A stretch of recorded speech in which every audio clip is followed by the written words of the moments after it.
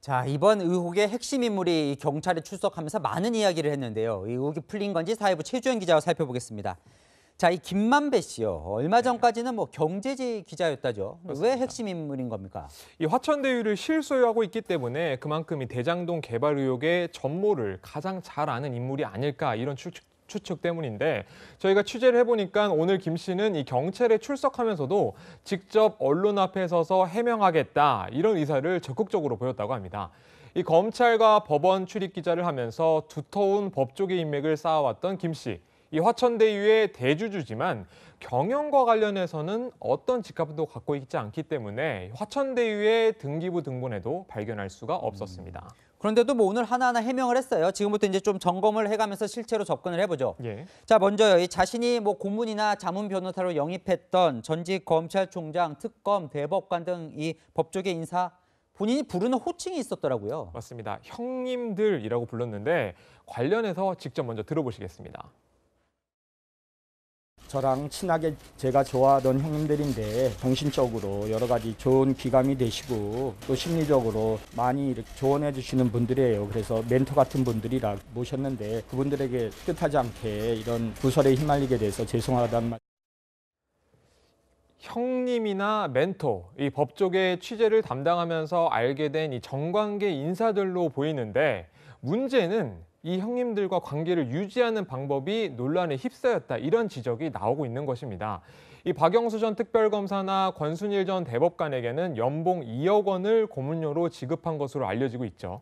그리고 이 박 전 특검의 딸 그리고 곽상도 국민의힘 의원의 아들은 화천대유 직원으로 채용했었는데 두 사람은 각각 대장동 아파트 분양 논란 그리고 50억 퇴직금 논란이 불거진 상황입니다.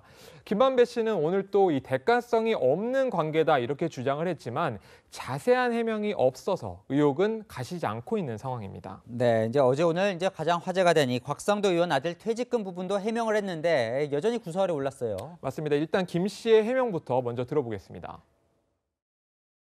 기본이 퇴직금이 한 5억 정도로 책정이 돼 있는데요. 회사가 계속 성과가 있으니까 그 산재를 입었어요, 그분이. 이 50억 원, 이 퇴직금의 성과급, 그리고 이 산업재해 보상 등을 합친 돈이다. 이런 취지로 설명을 하는 것으로 보이는데요.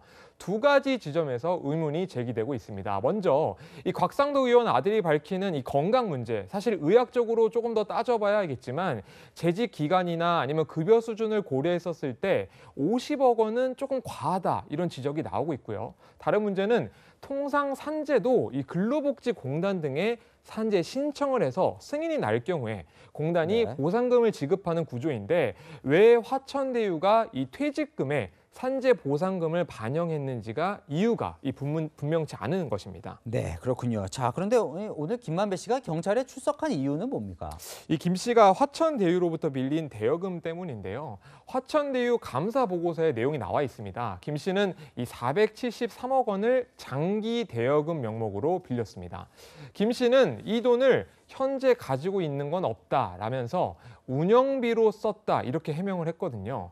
그런데 이 경영자 직함이 없는 대주주가 이 수백억 원의 회사 돈을 화천대유 운영비로 쓰려고 빌렸다는 것 자체가 납득하기 힘들다 이런 분석이 나오고 있습니다. 이 돈이 운영비로 쓰인 게 맞는지 그리고 화천대유 법인이 대주주에 빌려준 이유가 무엇인지를 파악하기 위해서라도 이 자금의 흐름을 살펴볼 필요가 있겠습니다. 돈이 어떻게 흘러가는지를 이제 살펴봐야 된다는 얘기인데요. 네. 아직 갈 길이 멉니다. 공수처, 검찰도 이제 수사를 하는 겁니까? 맞습니다. 말씀하신 것처럼 이미 관련 고소나 고발건이 경찰, 검찰, 그리고 공수처에까지 모두 접수가 된 상태입니다. 국민의힘의 이 허위사실 유포 의혹이나 또는 이재명 경기지사의 업무상 배임 의혹 등이 제기되고 있지만 강제 수사에 나선 수사기관은 아직까지 한 곳도 없습니다. 수사기관이 서로 눈치 보는 것 아니냐 이런 지적도 나오고 있는 상황인데 오늘 박범계 법무부 장관은 이 검찰 수사 가능성을 언급하기도 했었는데요. 정치권에서 거론되는 이 국정조사나 특별검사가 이뤄질 가능성도 제기되고 있습니다. 네, 여기까지 듣겠습니다. 지금까지 사회부 최주영 기자였습니다.